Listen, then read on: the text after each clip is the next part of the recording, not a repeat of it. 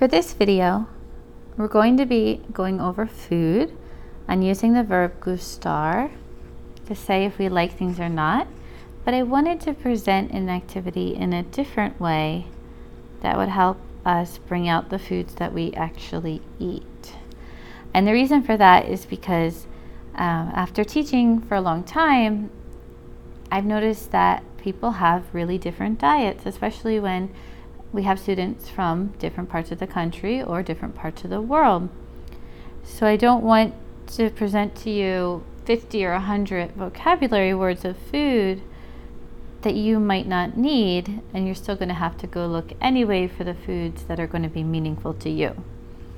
So this is going to be a little different, where I'm going to show you my example, and then I'm going to ask you to go and research, if you need to find your own example.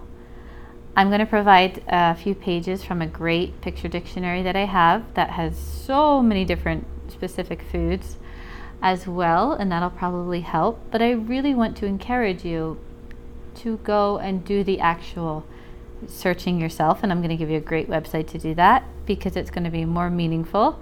You're going to find all kinds of vocabulary that you didn't know, a lot that you already know in Spanish, you just didn't realize it, and it's just fun and interactive this way. So to begin, I do have some food over here. We have el pollo, that's going to be chicken, and remember that these are all presented with the el or la, just so we know if this is going to be masculine or feminine. El queso, el huevo,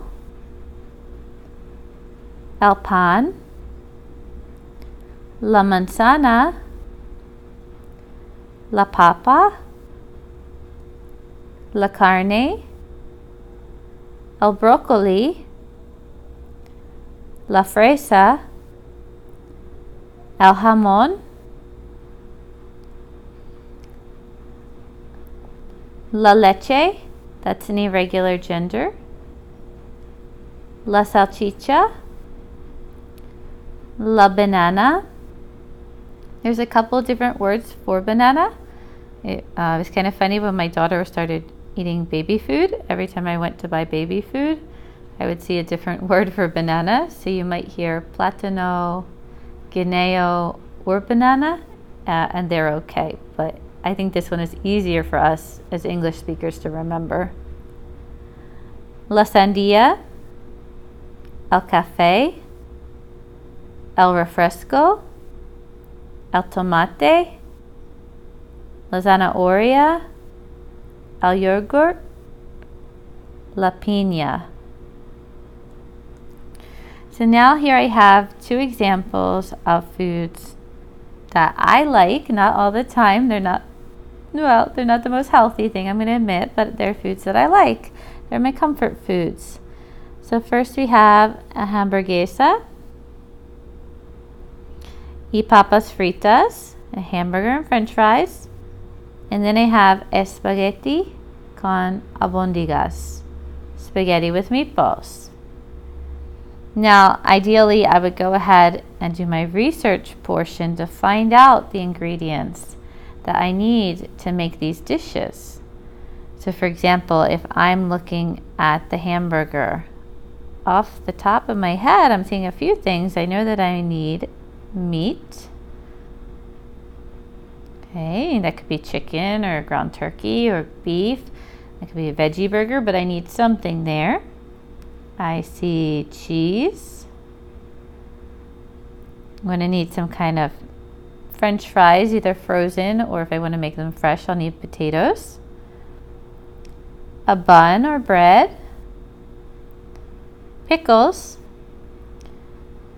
Some vegetables that I can use, lettuce, tomato, onion, and anything else you want to put on it.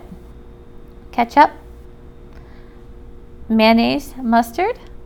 For anything that's going to be spices like salt and pepper, oil, we're just going to assume that you have those at the house, so you don't need to add those.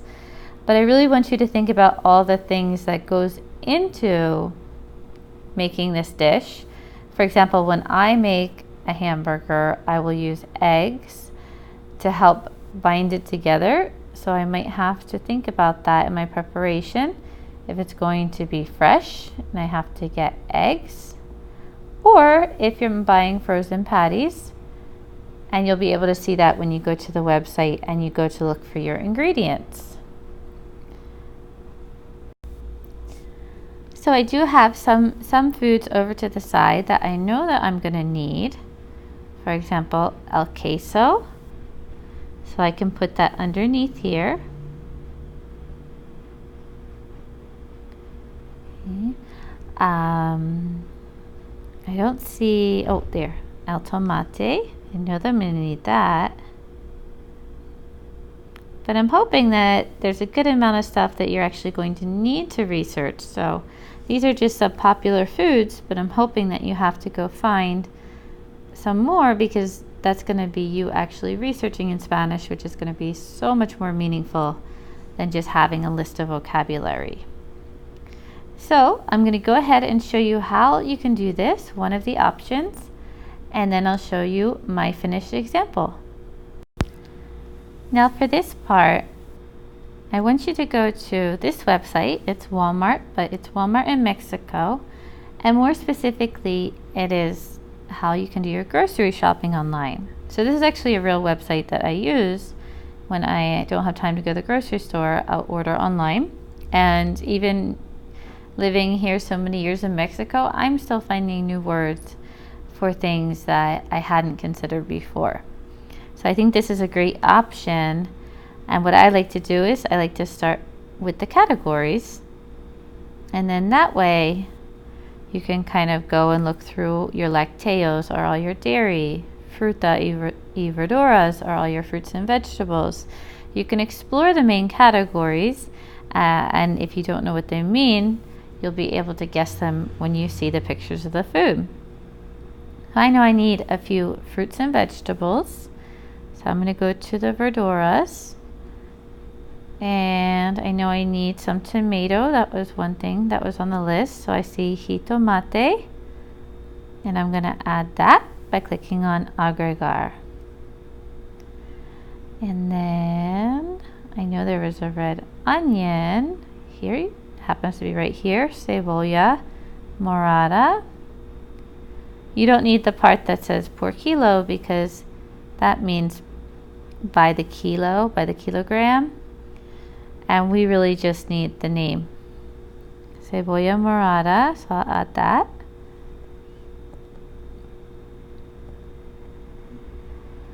And then, oh, I needed hamburger rolls, right? I know the word for bread is pan from the other slide, but I'm not really sure what the hamburger rolls are called, so I'm going to use the search feature and put in pan to see what it comes up with.